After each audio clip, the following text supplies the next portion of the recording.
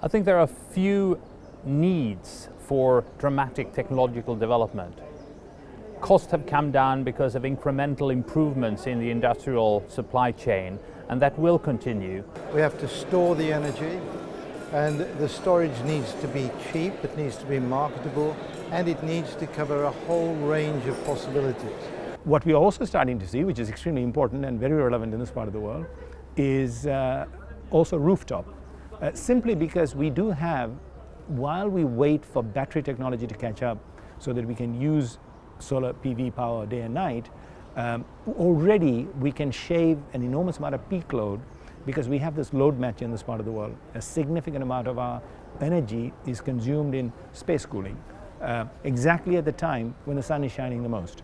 Oh, the most remarkable development, without any doubt, is the unprecedented reduction of the cost of solar electricity. Nobody would have expected that today, in the year 2016, we have solar electricity available for less than 5 cents per kilowatt hour in sun-rich areas of the world. The latest bidding out brought down the cost of the power generation to less than 7 cents per kilowatt hour. That is the downscaling. 2-3 years back, 4 years back, it was very expensive. The capital cost was very expensive. Now the capital cost has come down. The solar PV will be cheaper. We are reaching to the great priority right now. And by 2030, I think solar will be, for new installed electricity capacity, I don't think there's any doubt that solar is going to be the principal electricity generator that's going to be installed around the world. The technology is here today. Integration of renewables, we're doing that today. It goes from the component level, the product level, the system level, all the way to the grid. All of that technology is available today. The question is, how do we need to further innovate as the system and the infrastructure changes and it upgrades? How do we now change in order to participate in that space? In the United States, in that region, we've seen fantastic growth. Nearly every quarter, just consistent, steady growth.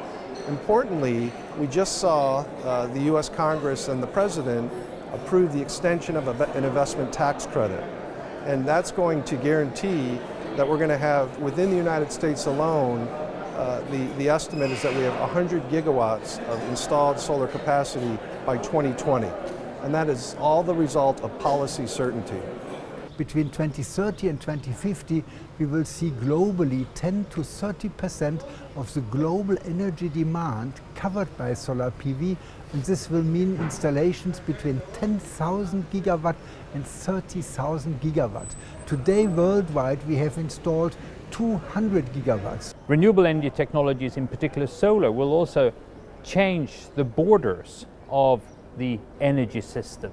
The development of grid is much more important than the installation of the renewable energy system. They have to go parallel together. The potential for solar PV is huge across many parts of Africa, all the way from the north to the south.